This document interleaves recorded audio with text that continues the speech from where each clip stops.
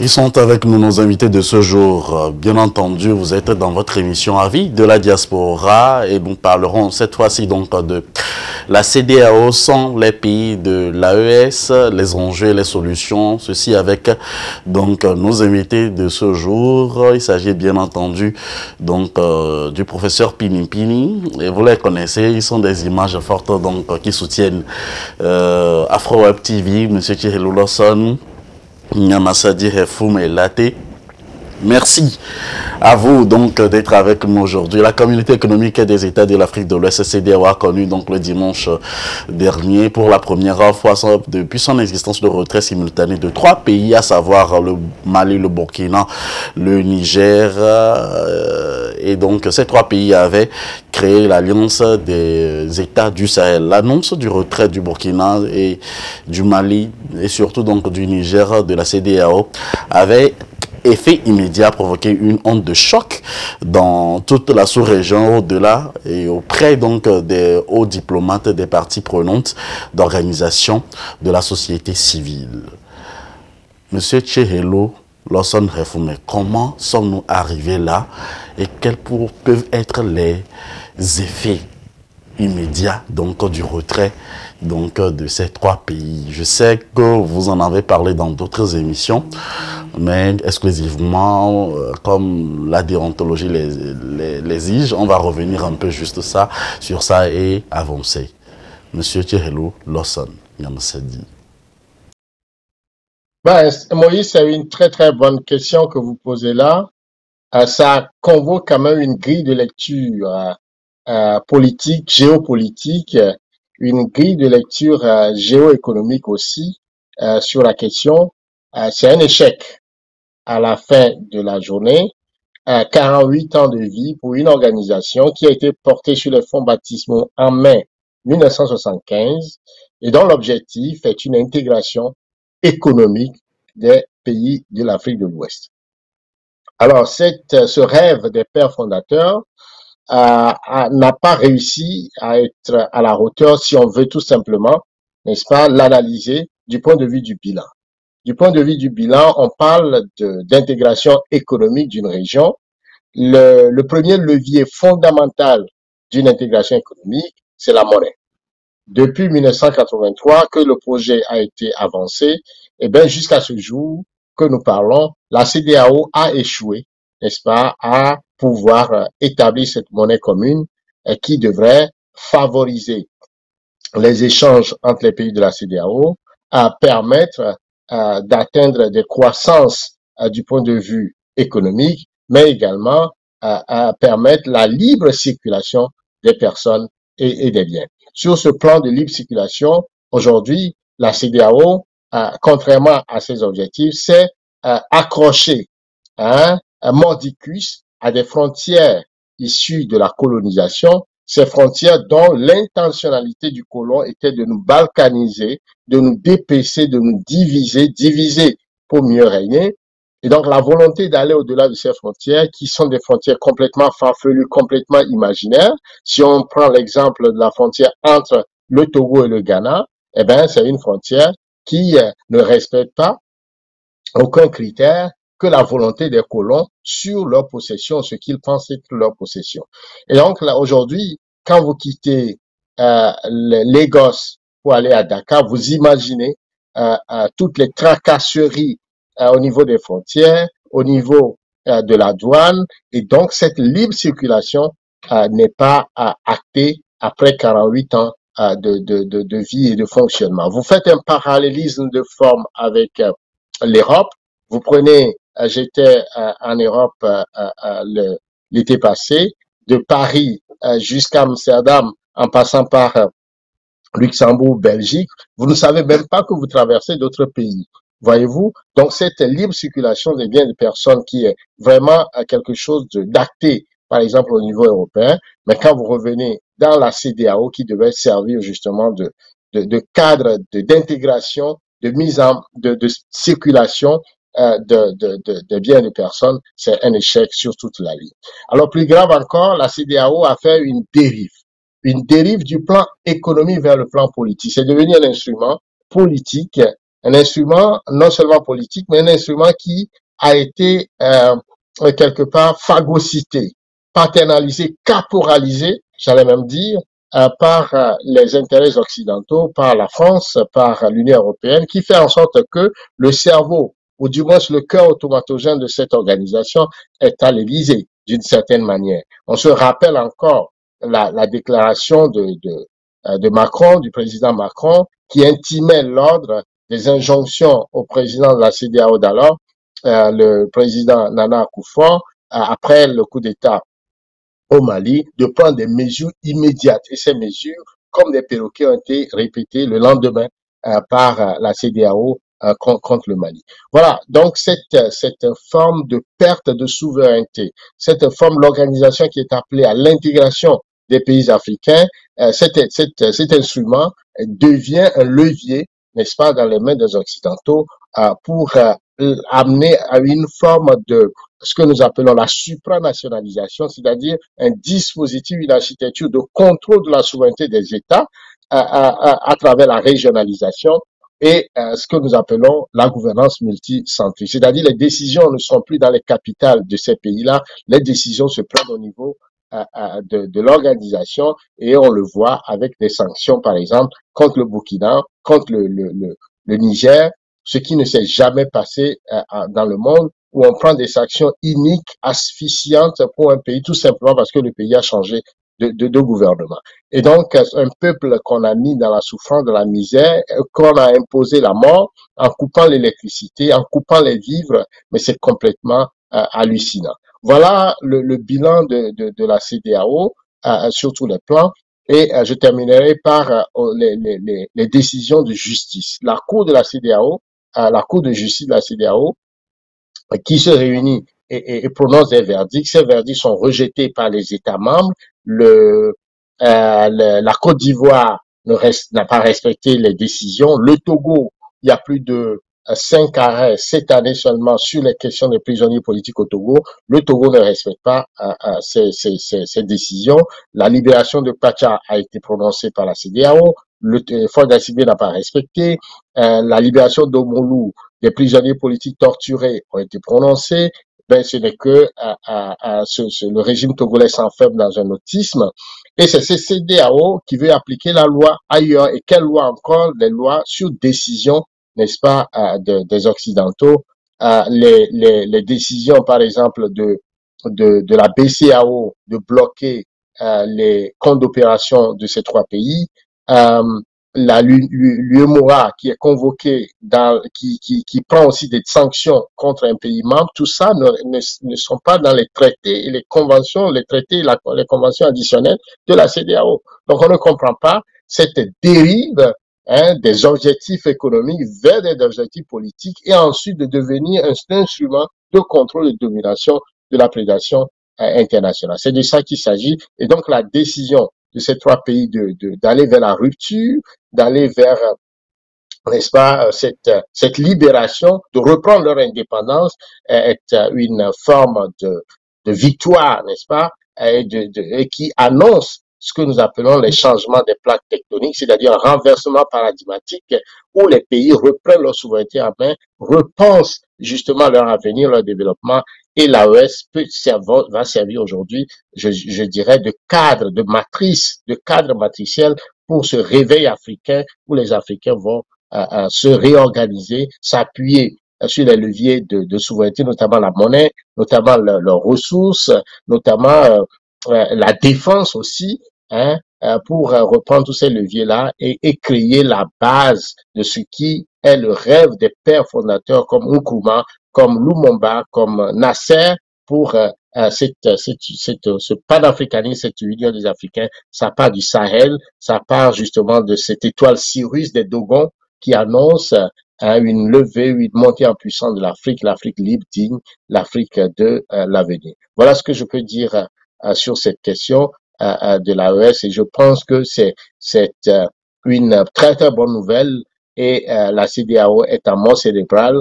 La CEDEAO, son âge de décès est constaté. Il va falloir donc qu'elle se renouvelle, certains pays d'ailleurs vont le quitter vers le Sahel et il faut vraiment repenser cette organisation si elle veut quelque part avoir des chances de survie puisqu'il est sous perfusion en état comateux. À qui profite donc ce prolongement des transitions, puisqu'on sait aujourd'hui que avec le retrait de ces trois pays, les trois à la tête donc de ces trois pays ne reviendront pas sur les cas de transition dont on avait parlé dans d'autres émissions. Est-ce que ce retrait profite réellement aux populations, sinon également professeur Pinipini? Comment est-ce que vous voyez donc les pays, la CEDEAO sans les pays de l'AES? Évidemment, c'est tout à fait regrettable, si on peut ainsi parler, parce que en 1960, le professeur Cheikh Anta Diop, il avait vraiment regretté que les États africains soient partis aux indépendances, chacun de son côté. Il avait dit, mais regardez comment est-ce que la France nous a gérés. Il y avait deux blocs, deux regroupements, l'Afrique occidentale française et l'Afrique équatoriale française, avec une gestion administrative qui était regroupée également au niveau de ces deux regroupements. Or, voilà qu'à l'indépendance, la même France a tout fait pour que ces deux regroupements puissent être morcelés, malgré que les Africains auparavant avaient voulu continuer avec ces deux regroupements tels qu'ils fonctionnaient. Mais on peut dire que en 1975, ils ont essayé de corriger cela avec la CEDEAO. Donc de revenir un peu à ces regroupements-là pour aller ensemble et peser de tout son poids sur la scène continentale et sur la scène mondiale. Donc c'était un espoir, l'espoir qui renaissait. On pourrait dire que Cheikh Anta Diop avait été entendu. Et nous tous, on se réjouissait.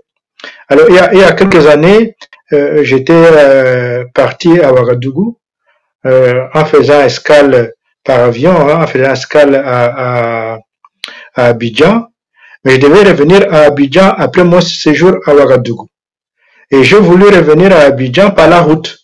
Je me disais que je pourrais alors dans ces cas-là profiter pour voir le Togo, voir le Ghana et une grande partie également aussi, donc traverser tout le Togo, traverser tout le Ghana et une grande partie de la Côte d'Ivoire.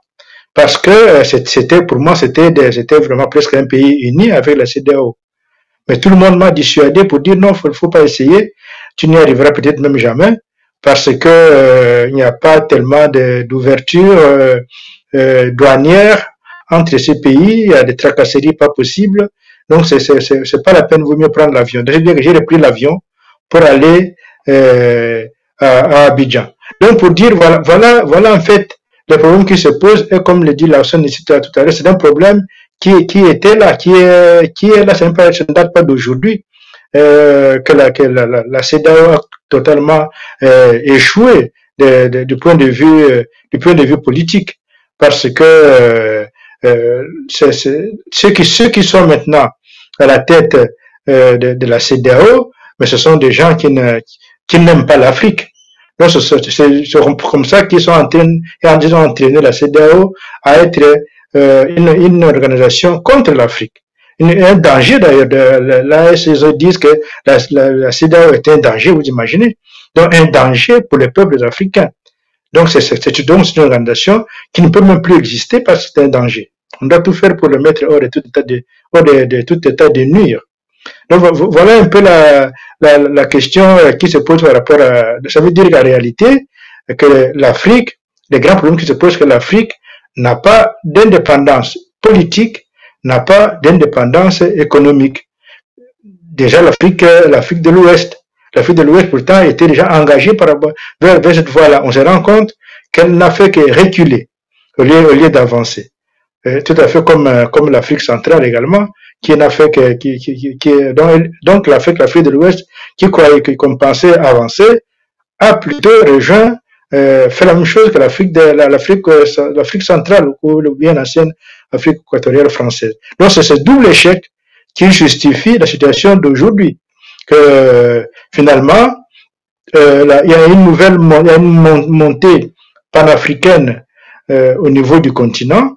Cette montée, cette entrée dans l'espace de l'AES aujourd'hui, qui est voilà, qui donne un tout autre espoir, qui ne peut plus de toute façon, étant engagé sur la voie du panafricanisme, continuer à être avec au sein de la CEDEAO, cela est contraire aux idéaux même du panafricanisme qui est en train de prendre naissance au niveau de ces États-là de l'AES, vous voyez, ces États qui viennent à peine de se mettre, disons, la nouvelle organisation vient à peine de se mettre en route, mais qui montre une voie tout à fait nouvelle, qui ouvre des perspectives qu'on ne peut pas trouver du côté de la CEDEAO. Donc voilà, pour ainsi dire que c'est par rapport à la question que vous posez, s'il y a des perspectives, on le voit du côté de l'AES, c'est pas du côté de la CEDEAO. De la CEDEAO, il n'y a pas de perspective, c'est plutôt le côté sombre que l'on voit au lieu des éclaircies, parce que là, il n'y en a pas. Il n'y a pas d'éclaircie du côté de la CEDEAO telle qu'elle est aujourd'hui. Alors, disons-nous la vérité, on sait aujourd'hui l'économie des États de l'Afrique de l'Ouest. Monsieur Tcherelolo Solniamassi, vous êtes économiste et vous êtes un expert en la matière aujourd'hui. Lorsqu'on parle de de l'économie de ces trois pays, avec comparativement celui de la CEDEAO, qu'on les retire donc de celle de la CEDEAO, que donnera, quel est l'avenir économique donc de ces pays de l'Afrique de l'Ouest, disons sans la CEDEAO et puis uniquement avec les États de l'Afrique du Sahel, et aussi donc quel est le paradigme qui doit également changer pour le bonheur donc de tous les Africains?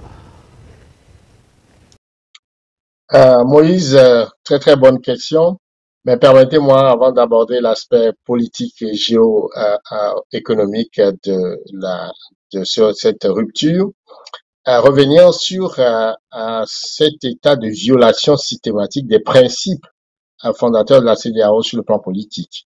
Vous vous rappelez encore, la CEDEAO permet, n'est-ce pas, les tripatouillages constitutionnels, et ces tripatouillages constitutionnels amènent à des violences politiques et et qui justement justifie peut-être la prise du pouvoir par les militaires, le cas de la Guinée avec Alpha Condé, le cas de la Côte d'Ivoire où le chantre même, n'est-ce pas, de cette CEDEAO qui veut aller attaquer le Niger, Monsieur Ouattara a tripatouillé la Constitution pour un troisième mandat, mais le cas le plus emblématique, je dirais le plus ahurissant, le cas du Togo, qui est une plaie au cœur de la CEDEAO. La CEDEAO, qui est intervenue en 2005 quand Yadema est mort. Il y a eu triple coup d'État constitutionnel, institutionnel, militaire et un quatrième coup d'État électoral. Mais qu'est-ce que la CEDEAO est venue faire? La CEDEAO est venue avaliser le régime de Faure Gnassingbé, le fils, une succession dynastique qui fait en sorte que Faure s'est accroché au pouvoir. Il est en train de préparer son cinquième mandat. Il y a même des velléités de changer encore la constitution pour s'éterniser au pouvoir ad vitam. Et la CEDEAO reste complètement les yeux fermés. Quand le peuple togolais quand le peuple togolais s'est révolté en 2017, et bien quand la CEDEAO est venue, on a imposé aux Togolais des élections frauduleuses, gagnées d'avance, et qui fait en sorte que le Togo est dans un état aujourd'hui d'étranglement, économiquement asphyxié, politiquement en crise et sociologiquement en état de délabrement avancé. Voilà un peu le résultat de la CEDEAO au Togo. Donc aujourd'hui, quand on nous évoque les régimes de transition, c'est parce qu'ils ne veulent pas faire des changements ou aller vers des élections, c'est pourquoi ils se retirent. C'est un faux problème puisqu'au sein de la CEDEAO, eh ben, il y a des poutistes, il y a des tripatouilleurs constitutionnels, il y a des gens qui s'éternisent au pouvoir alors que la CEDEAO, dans son protocole additionnel, avait voulu limiter le mandat à 2, mais c'est le Togo et la Gambie qui s'y sont opposés. Yaya Jammeh est tombé, mais Faure Gnassingbé est toujours là et continue par faire cette exception au sein de la CEDEAO sans que personne puisse intervenir plus tôt. Il est encouragé dans ce qu'il fait et qui fait en sorte que ça fait des émules ailleurs et qui amène complètement à remettre en cause même le principe démocratique dans l'espace CEDEAO. Donc aujourd'hui, la CEDEAO manque d'arguments, n'est-ce pas, pour l'opposer aux trois États du Sahel en ce qui concerne les principes démocratiques ou les principes de respect de la souveraineté des peuples. Ceci étant dit, aujourd'hui, la rupture avec la CEDEAO, eh bien, augure une nouvelle ère pour une perspective, un espace de développement, un espace de reprise en main des leviers de la souveraineté et qui aura des conséquences tout à fait absolument avantageuses pour ces pays. Monsieur Moïse, regardez, les trois pays de la CEDEAO, c'est 2 millions, c'est 2 782 000 kilomètres carrés. C'est énorme comme superficie qui se détache de la CEDEAO. L'AES, c'est 70 millions d'Africains, d'individus, de personnes. C'est un marché énorme. Et on projette dans 2050 que cette population va se doubler. On estime, les démographes estiment que ça va être aux alentours de 160 millions. C'est un marché absolument colossal qui est en train de quitter la CEDEAO aujourd'hui. Donc, sur le plan démographique, déjà, l'AES est un potentiel absolument énorme. Et ce potentiel est béni par les ressources naturelles. L'AES, c'est l'uranium du Niger. Vous savez que l'uranium est au cœur même de la montée en puissance, n'est-ce pas, de l'hégémonie des États-Unis. Ceux qui détiennent l'arme nucléaire, eh ben, c'est eux qui contrôlent ce monde, voyez-vous. Et l'uranium, c'est aussi des ressources énergétiques qui sont à la base, n'est-ce pas, de la construction industrielle. La France, par exemple, tout son système industriel est soutenu par l'uranium venant du Niger, du Kazakhstan, un peu du Canada et de l'Australie. Mais néanmoins, c'est le Niger qui fournit le plus gros pourcentage en termes d'uranium enrichi pour toute l'Europe quelque part. Donc l'uranium est au cœur même du développement, est au cœur même de cette volonté de puissance. À part l'uranium, eh ben, c'est le pétrole. Le Niger dispose du pétrole et ce pétrole permet justement de construire des gazoducs qui font en sorte que le Niger part d'une production de 20 000 barils par jour à 110 000 barils par jour et qui permet de construire des gazoducs géants jusqu'au Bénin pour pouvoir approvisionner le marché mondial. Donc le Niger devient un des grands joueurs, n'est-ce pas, de production de l'or noir. En plus de cela, il y a l'or, par exemple, la production d'or au Mali qui est estimé à plus de 100 tonnes par année et celui du Burkina également. Et vous savez que l'or, au-delà de sa, je dirais, sa force dans l'économie comme un refuge, mais aussi est un actif tangible qui va soutenir la monnaie.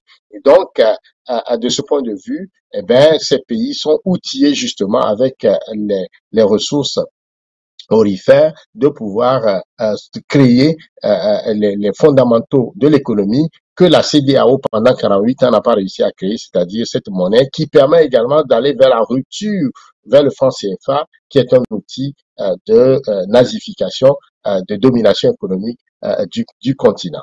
Et donc, il y a d'autres perspectives. Vous savez également que l'AES dispose en termes de ressources du cobalt, du coltan, du lithium. Je les évoque tout simplement parce que je veux vous faire remarquer que ces minéraux sont fondamentaux pour une économie décarbonisée.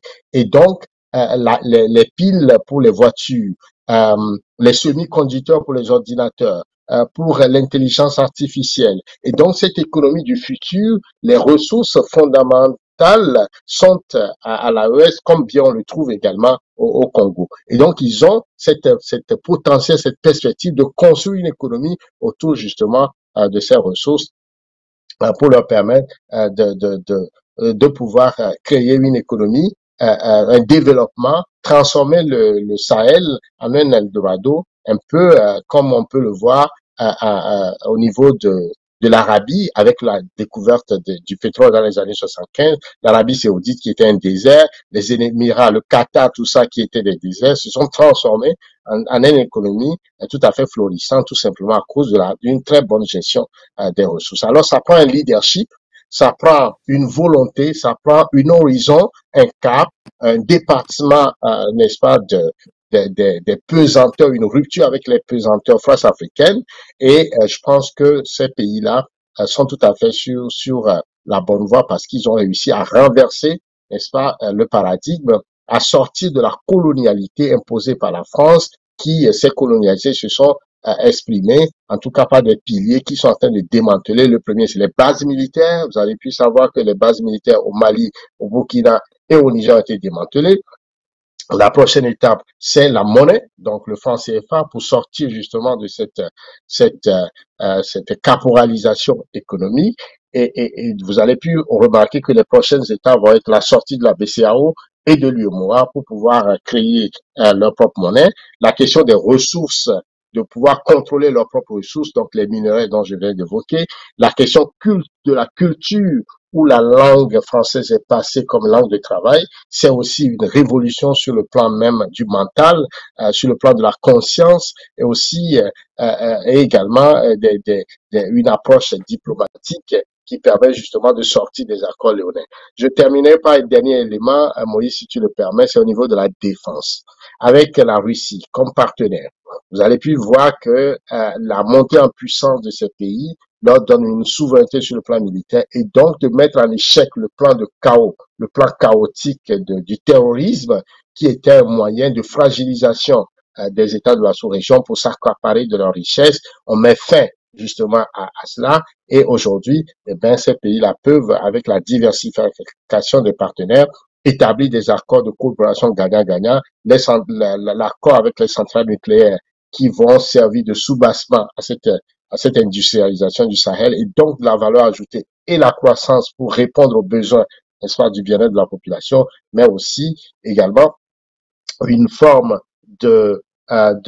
d'ingénierie sur le plan de la technologie, des écoles d'ingénierie sur le nucléaire vont s'ouvrir, le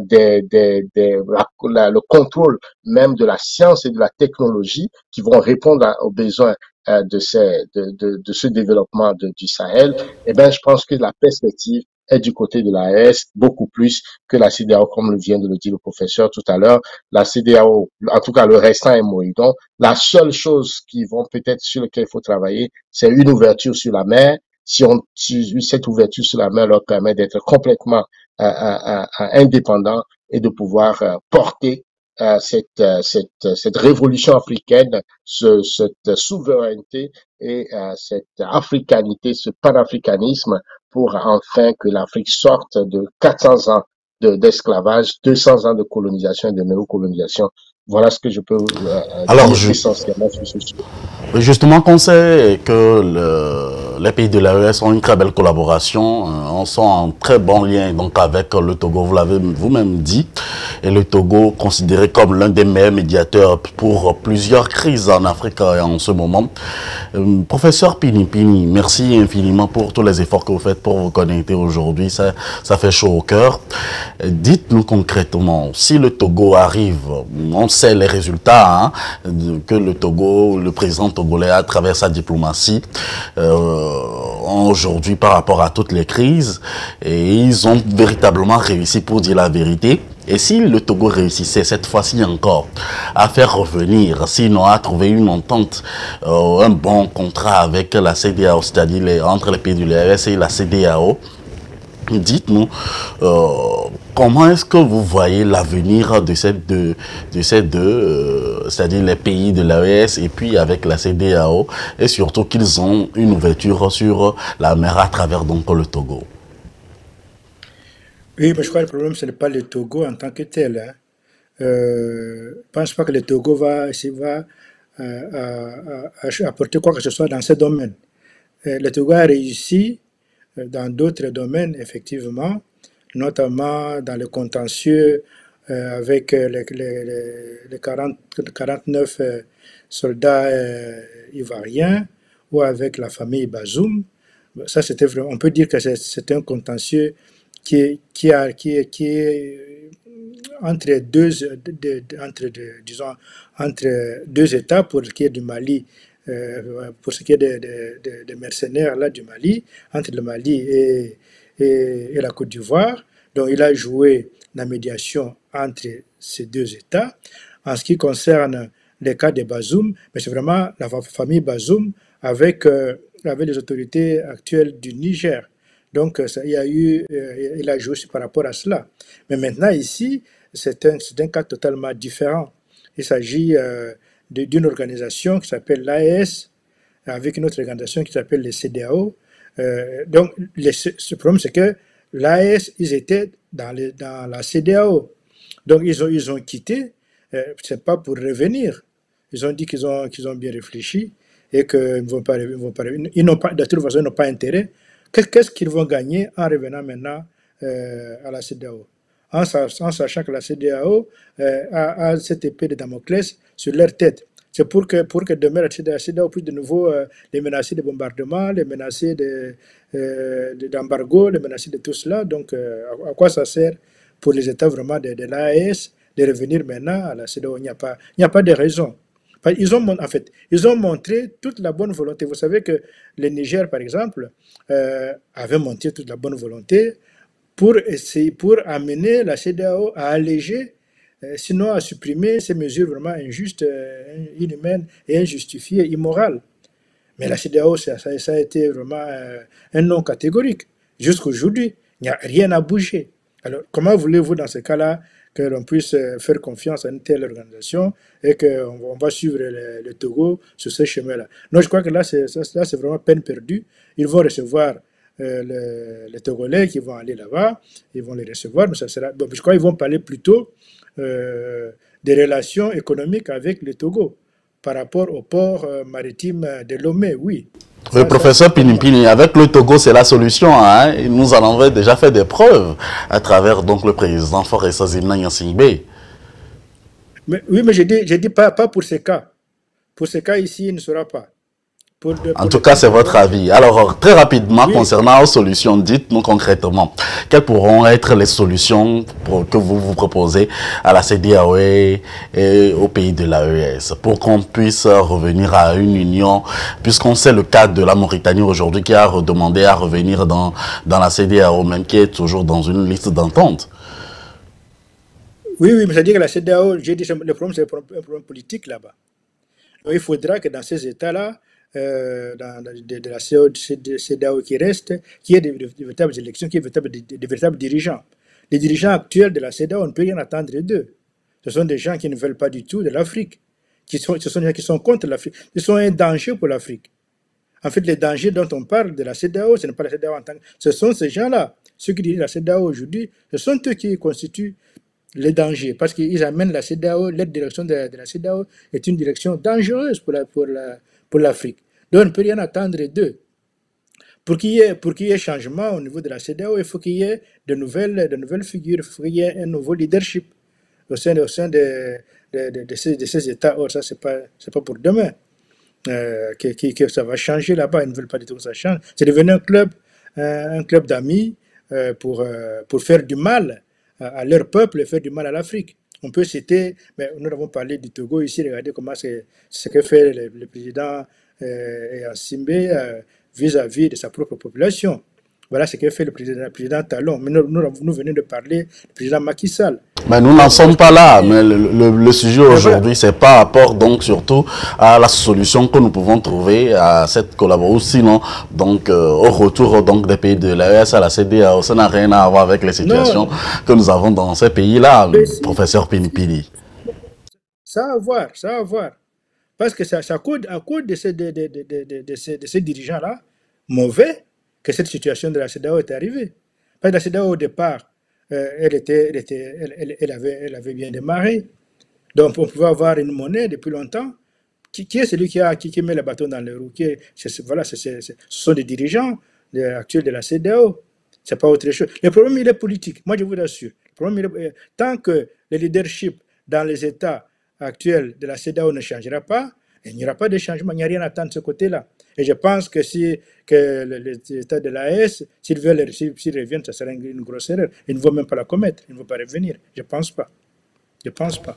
C'est l'avis donc du professeur Pinipini. Monsieur Alphonse Djerelo Lawson Nyamassadi Refoumé, dites-nous quelle est la solution que vous proposez en tant qu'analyste et en tant qu'économiste expert à la matière. Dites-nous concrètement, de manière concrète, que proposez-vous? Quelle solution pouvons-nous avoir si par exemple trouver une entente avec la CEDEAO, une entente grâce à la diplomatie togolaise entre les pays de l'AES et puis la CEDEAO? Moïse, votre question me fait sourire parce que quand vous sortez de la prison, hein, vous êtes enchaîné, encagé, vous sortez, vous arrivez à vous libérer de vos chaînes. Et bon, voilà, il y a un des geôliers, des chefs de geôlier qui vient vers vous pour vous ramener en prison et vous remettre les chaînes. Et c'est ça que vous êtes quelque part en train de dire. Non, je pense que j'ai dit tout à l'heure que nous sommes en train d'assister à un renversement paradigmatique, à une dérive des plaques tectoniques qui fait en sorte que nous sommes en train de vivre le début, n'est-ce pas, des rêves des pères de l'indépendance de Nkrumah. Cheikh Anta Diop l'a déjà écrit dans son bouquin, il faut que les Africains aillent vers l'unité linguistique, l'unité sur le plan des blocs et des développements, mais il faut également qu'ils assument leur indépendance. Voyez-vous, Kizerbo l'a écrit dans son bouquin, Kizerbo qui dit que on ne se développe pas, on ne développe pas, on se développe. Si nous sommes couchés, nous sommes morts. C'est de ça qu'il s'agit aujourd'hui. Les pays du Sahel ont pris leur destin en main. Ils sont en train de créer, de provoquer cette rupture avec la colonialité, avec la France-Afrique, avec ce système de prédation, de domination, ce système qui a caporalisé la CEDEAO en fait un outil d'oppression sur les États pour mieux s'accaparer de leurs richesses, pour mieux imposer des valets locaux, le cas de Faure Gnassingbé au Togo, le cas de Macky Sall, du président en Côte d'Ivoire. Vous savez, dans l'école qu'on dit les chats français l'ont délivré à la présidence en éliminant plus de 3000 Ivoiriens. Voilà des cas où la CEDEAO n'a pas été à la hauteur justement de ses propres ambitions, de ses ententes. La CEDEAO plutôt a cautionné toutes les formes de tripatouage constitutionnel, toute forme d'élections truquées, toute somme de violation de ses propres textes. Et donc, la CEDEAO est un cadre très malsain qu'il va falloir donc prononcer son décès et pouvoir réinventer une nouvelle organisation à l'orée, n'est-ce pas, de ce réveil panafricain, et cette organisation puisse réellement s'inscrire dans la logique de la souveraineté des peuples africains, mais aussi de leur bien-être et aussi de leur sécurité. C'est de ça qu'il s'agit aujourd'hui. Donc, au lieu de revenir à la CEDEAO sous forme de négociation, on dirait que Faure Gnassingbé est complètement à côté de la plaque. Il faut plutôt réinventer la CEDEAO. Aussi, on doit encore l'appeler la CEDEAO, mais il faut réinventer l'organisation, redéfinir, n'est-ce pas, ses objectifs et travailler à atteindre ces objectifs. Et cela passe pas absolument la souveraineté. Alors, monsieur Lawson, si le cas concret se présentait, qu'allez-vous dire? Comment allez-vous analyser ce cas d'espèce? C'est du genre, par exemple, le président Faure Gnassingbé réussit à trouver, par exemple, une piste de négociation qui va très bien avec les pays de l'AES et bien avec la CEDEAO. Que direz-vous? Peut-être que Faure Gnassingbé ne comprend pas l'évolution, n'est-ce pas, des fondements géopolitiques et du panafricanisme, les pays de la CEDEAO ne sortent deviennent des pays panafricains. Ils sont panafricains. Donc, toute relation entre les États de l'Afrique ne leur pose nullement problème.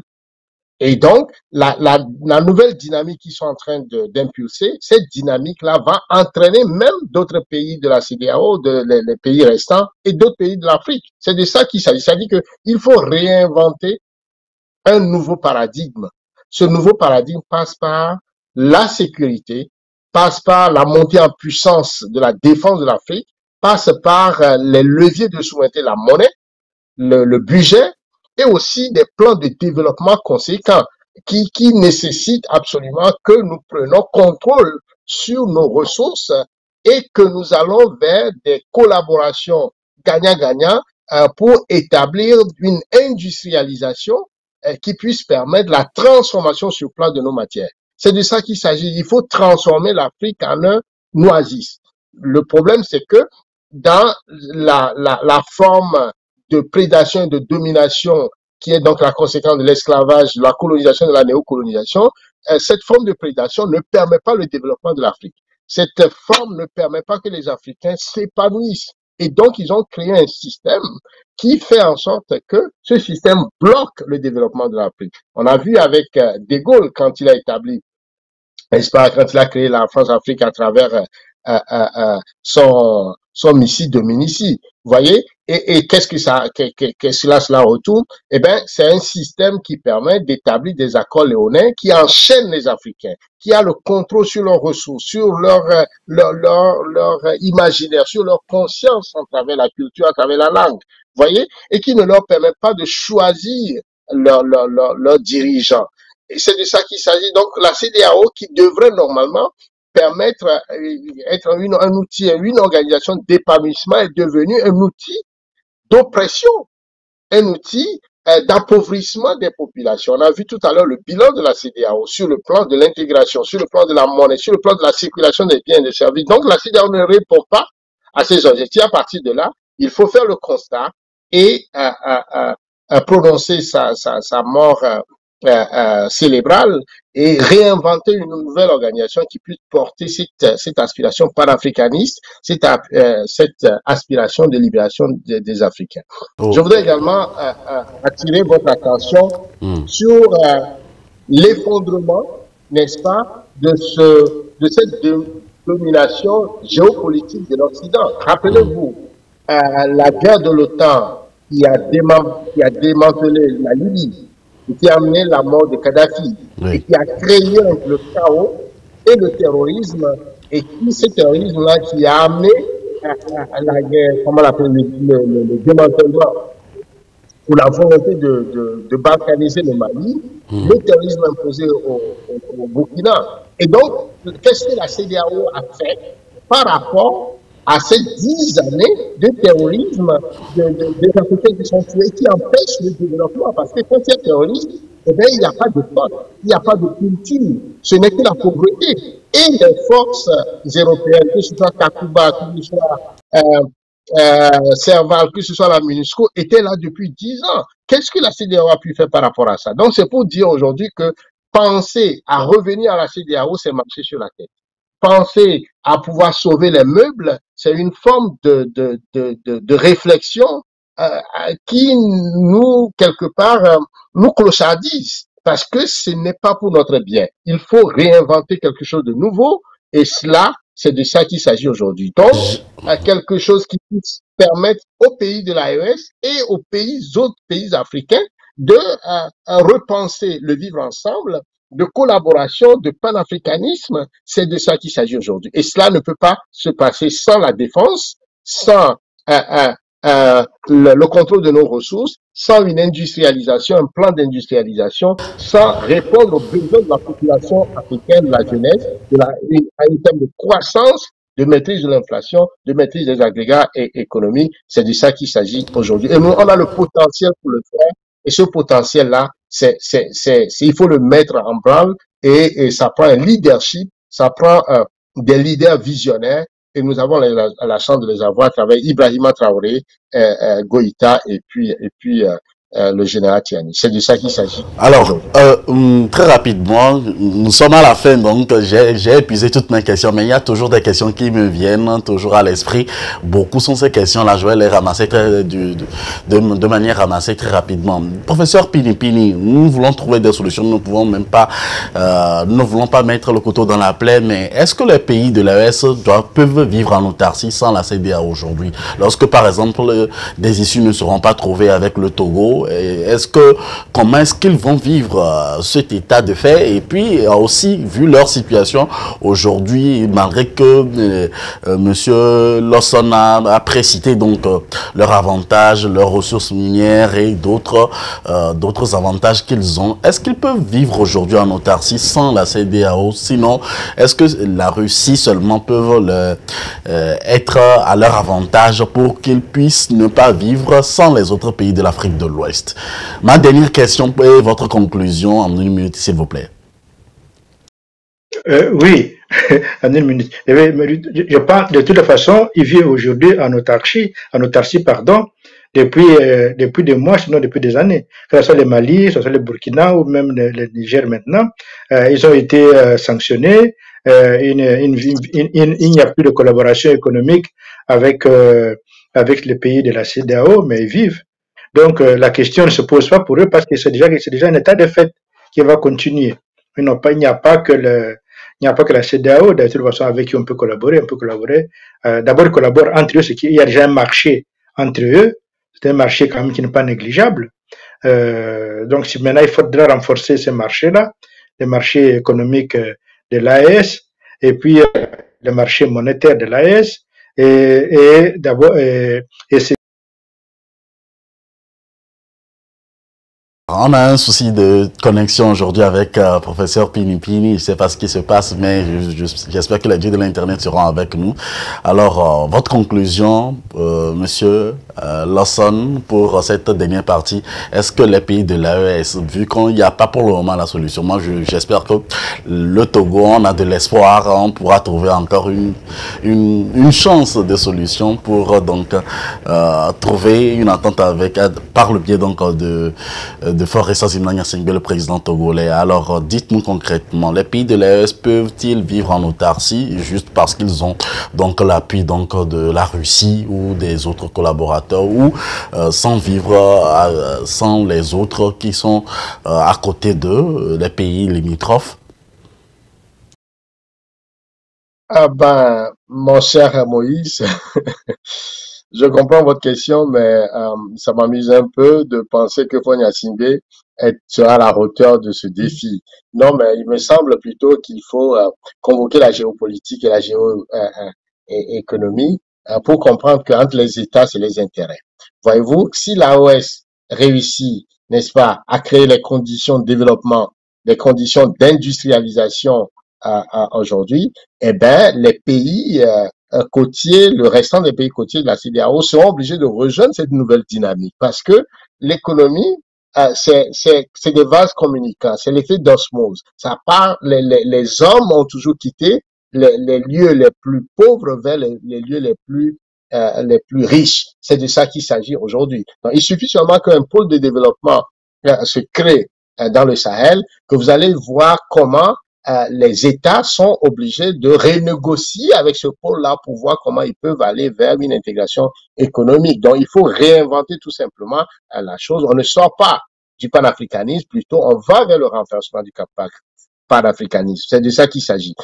C'est un premier point sur lequel je voudrais mettre l'accent. Le deuxième élément, c'est que les pays de la CEDEAO, le pays, pardon, de l'AES, ont un avantage parce qu'ils s'inscrivent dans ce changement de paradigme qui nous amène, et c'est ça, il faut le situer dans une échelle encore plus géopolitique, c'est-à-dire on quitte un monde unipolaire contrôlé par la prédation occidentale, l'hégémonie américaine, où on refuse le développement à l'Afrique, où on maintient les pays africains juste comme des terres d'exploitation des ressources, et donc on crée la pauvreté, on entretient la pauvreté, la dette, à travers la FMI et la Banque mondiale, ce qui fait que les Africains n'ont d'autres soucis la jeunesse que de quitter l'Afrique ou d'aller mourir dans la Méditerranée, et on va vers un changement de paradigme de rebrassage des cartes multipolaires et cela, on change les donnes, n'est-ce pas, de la dynamique économique où ces pays-là constituent, les BRICS constituent, je dirais, un gros marché. Donc, quand l'AES va se connecter, et c'est déjà connecté aux BRICS, ben la CEDEAO ne représente rien dans la mesure où les échanges entre les pays de la CEDEAO, les pays de la CEDEAO sont moins de 15%. Si vous le comparez, par exemple, à l'Europe, c'est plus de 60%. Donc, on crée disons, un champ économique et on n'est pas capable de commercer entre nous. C'est pratiquement incroyable. Et donc, il y a un marché plus important, un marché mondial, qui est le marché des BRICS. Je vais vous donner quelques chiffres. Superficie des BRICS, États-Unis, Russie, Chine, Inde, Afrique du Sud et Brésil, c'est plus de 44 millions 783 kilomètres carrés. Vous voyez, le PIB des BRICS, c'est 18 milliards 954 millions. C'est une population de 3,2 milliards d'individus, 4 fois que celle de G7, les pays qui contrôlent, n'est-ce pas, ce monde unipolaire états-unien où l'OTAN constitue un peu leur base, leur force militaire. Et donc, à cela, on oppose justement ce marché et avec les accords de partenariat entre la Russie, le Mali et le Burkina, eh ben c'est des centrales nucléaires du jamais vu dans l'histoire de l'Afrique. Les centrales nucléaires des mini-centrales nucléaires qui vont être créées au Mali et au Burkina, et ces centrales nucléaires vont supporter, n'est-ce pas, une industrialisation, la disposition de l'énergie et qui est au cœur même de la structure de développement. Cela va amener va transformer le Sahel en un pôle scientifique puisque avec l'énergie nucléaire, ça prend des ingénieurs, voyez-vous, dans des écoles sur l'énergie nucléaire, sur les semi-conducteurs avec la transformation sur place des minerais comme le coltan et le coltan, pour l'économie décarbonisée et qui est à la base aujourd'hui de l'intelligence artificielle ou encore des voitures électriques à piles, etc. Donc, c'est vraiment je dirais, des perspectives de développement, des espaces de prospérité, de foisonnement économique, d'activité qui va pouvoir donner du revenu aux Africains. Et donc, on ne peut pas revenir au passé, on ne peut pas revenir à quelque chose qui nous tue, qui nous serve de carcan, qui nous serve de prison, qui nous serve de chaîne. C'est plutôt une chance, une aubaine de pouvoir s'en sortir pour aller de l'avant. Donc, de mon point de vue, on ne peut pas regretter cette sortie.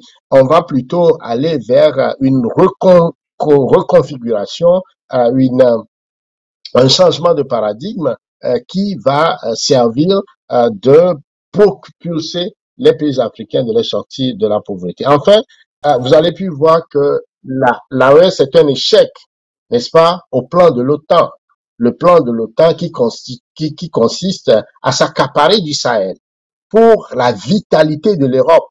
Et ce plan ne date pas d'aujourd'hui, ça date depuis d'avant les indépendances, puisque ça a été codifié par une loi, la loi de l'Assemblée nationale française, en janvier 1957, la loi numéro 057727, qui proclamait que tout le Sahel doit s'organiser sous forme de ce qu'ils ont appelé l'organisation des régions du Sahel, et cela comprenait une partie du Mali, du Burkina, du Niger, et vous allez voir que c'est ça qui a justifié que la Libye soit complètement détruite et qui est à la base du terrorisme entretenu dans cette région. Donc avec le Sahel, avec l'AES et la montée en puissance de leur défense, on met fin au terrorisme, on met fin à cette stratégie de prédation et de clochardisation des Africains. On reprend notre destin en main Et donc, la monnaie aussi, on sort de la monnaie. Regarde, la CEDEAO a voulu créer la monnaie. Qui a mis les pieds dans le, qui a créé toute la difficulté, la chienlit? C'est la France. Voyez-vous, avec le franc CFA. Donc aujourd'hui, on a le coup de frein pour aller de l'avant. Donc on ne peut plus penser revenir en arrière. Toutes ces petites politiques qui cherchent à refaire les mesures. C'est du temps perdu. Il me semble plutôt que la nouvelle dynamique va créer des nouvelles opportunités de reconfiguration justement des zones économiques dans la sous-région et pour le développement de l'ensemble des continents. C'est une terre c'est un foyer de diffusion de liberté, de démocratie et surtout de bien-être et de développement pour l'Afrique.